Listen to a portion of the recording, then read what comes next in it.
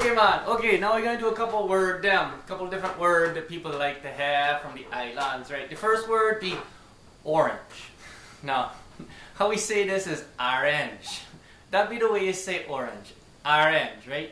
And next one is oven, right? That's oven, right? Or pronunciation varies. That'd be one I heard on the Say You Know Web. Would be a funny thing, right?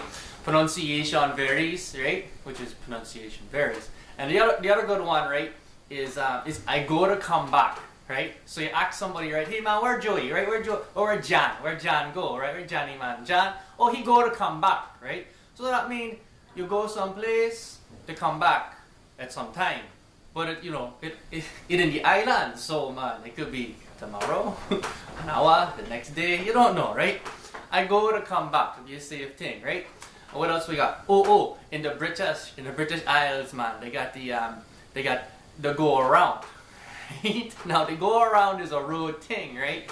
Where you got this big circle and you have to ask them, you like did some direction to some place, right? And you say, you go down this way, around the go around, you come back, right? You make a left turn, right?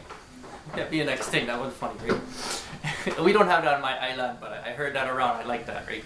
And then what's another one? What's another one? One just come to me.